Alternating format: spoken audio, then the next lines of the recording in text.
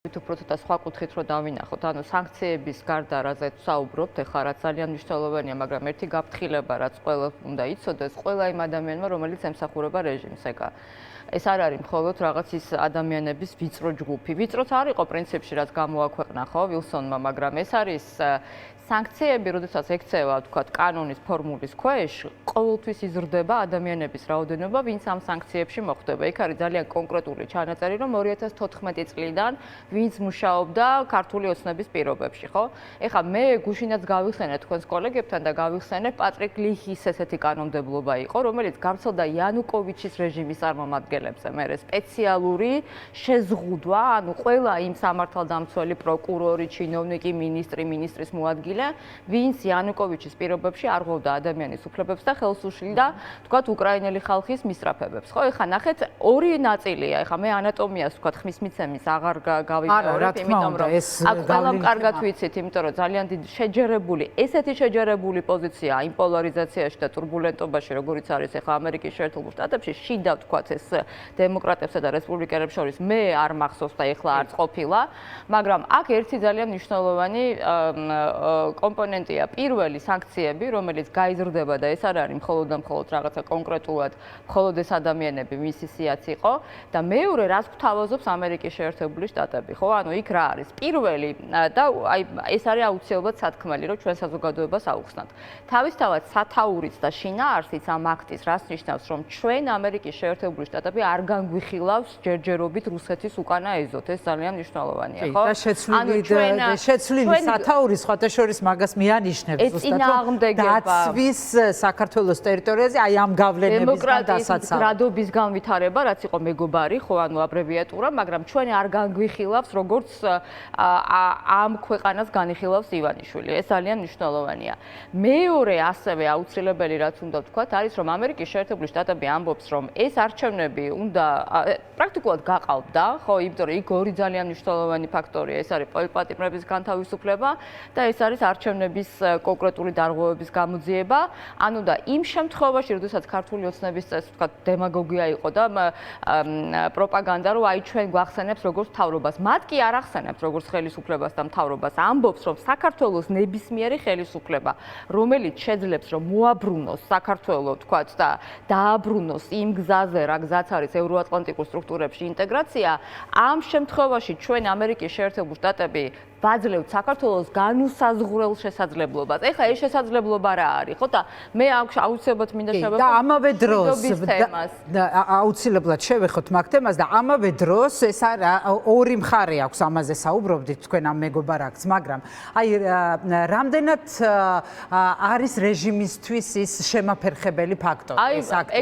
როდესაც აი მაგას ვამბობდი, სწორედ როდესაც ეხლა მათ განცხადებებს ეს არ ეტყობა, თუმცა რეალურად რამდენად არის შემაფერხებელი. შევეხები მშვიდობის თემას, გავლენას როგორ მოახდენს. რასაც ამბობს ეს აქტი, ანუ რას ამბობს, რომ თუ რამე შეიძლება ეხლა ჩვენ სიღრმისეულად ამ აქტში, მეგობარ აქტში ჩვენ განვიხილოთ, არის რომ მან ამერიკის შეერთებულმა შტატებმა ორპარტიულმა ინტერესმა და პრინციპში მხარდაჭერამ თქვა, რომ ამ ქვეყანაში თუ ვინმეს უნდა მშვიდობა, ეს არის ქართველი ხალხი.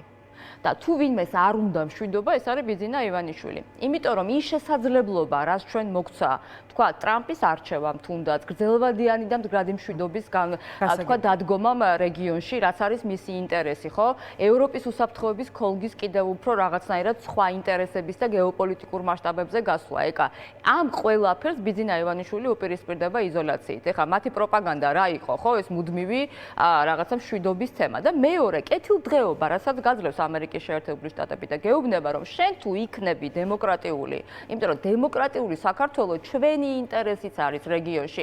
მაშინ შენ გექნება და ჩვენ გვექნება, თქვათ, ინტერესები მოვითხოვოთ, თქვათ, როგორიც არის თავისუფალი ვაჭრობა, მიმოსვლა, გაცვლა, აკადემიური განათლება და ასე შემდეგ. ანუ ეს არ არის მხოლოდ ჯოხი, როგორც ამბობენ, ეს არის ასევე ქართველი ხალხის შეთავაზება, რა ძალიან მნიშვნელოვანია. და დაუბრუნდეთ თემას, რომელიც დაუბრუნდეთ უფრო სწორედ საკითხს თუ რა გავლენა ექნება, ხო, ქართულ ოცნებაზე და რამდენად არის ეს ბერკეტი რეალურად, ან რა არის დამატებით კიდევ გასაკეთებელი ჩვენ ქვეყნის შიგნით და უკვე უნდა გავაგრძელოთ ამ თემაზე. იცით რა, რეჟიმის წინააღმდეგ ბრძოლა არ არის მხოლოდ საერთაშორისო სანქციები. რა თქმა უნდა, ეს არის ძალიან მნიშვნელოვანი, ანუ ერთ-ერთი ყველაზე სასიცოცხლო აუცილებელი, რატომ? იმიტომ რომ ნებისმიერი ადამიანი, რომელიც ცდილობს, რომ ჩვენი ქვეყანა დააშოროს იმ ცივილიზებულ სამყაროს, რაც იყო ჩვენი არჩევანი წლების და საუკუნეების განმავლობაში, ამ ადამიანებს არ უნდა ქონდეთ არავითარი შესაძლებლობა, რომ ისარგებლონ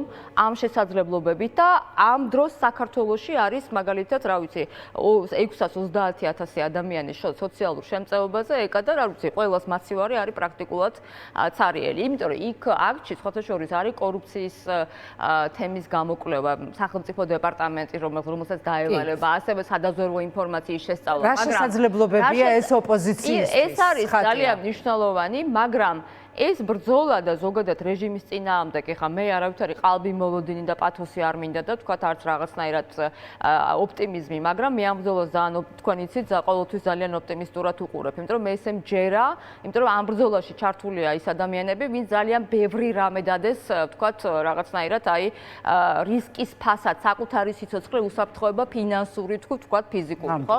ამიტომ მოდით ესე შევხედოთ, ეს არის საერთაშორისო სანქციები, ჩვენ გვიმაგრებს ზურგს ცივილიზებული სამყარო და მე დარწმუნებული ვარ და ვეთანხმები სალომეს, რომ ევროკავშირისგან აქ შეფერხება იყო უნგრეთის და სლოვაკეთის, მაგრამ ეროვნული სანქციების თემა კიდევ უფრო დაიძრება აქტიურად და მეორე შიდა ძალიან სერიოზული პროტესტის გაძლიერება, რაც არის ეს გარკვეულ სტიმულს მისცემს ამ პროტესტს. ეს სტიმულს მისცემს კი არა, ეს არის ძალიან სერიოზული, ყველას უნდა ესმოდეს, რომ როდესაც ქართველი ხალხი არის ცალკე გამოყოფილი აქჩი და ყველა ამბობს კონგრესში და ეხა სენატში იქნება ეს განხილვა და შემდეგ პრეზიდენტი ტრამპიც ამას იტყვის, მე დარწმუნებული ვარ, რომ ეს არის ქართველი ხალხის არჩევანი და ვინც ამ არჩევანს ხელს უშლის, ჩვენთვის არის მტერი, ეს სწორად დაარქვეს მათ ეს მტრული აქტი. ამიტომ არათუ შესაძლებლობა ეს არის ზურგის გამაგრება იმისთვის, რომ ჩვენ კიდევ უფრო ახალი შესაძლებლობები ჩვენ თავში აღმოვაჩინოთ. ეს არის ძალიან მნიშვნელოვანი.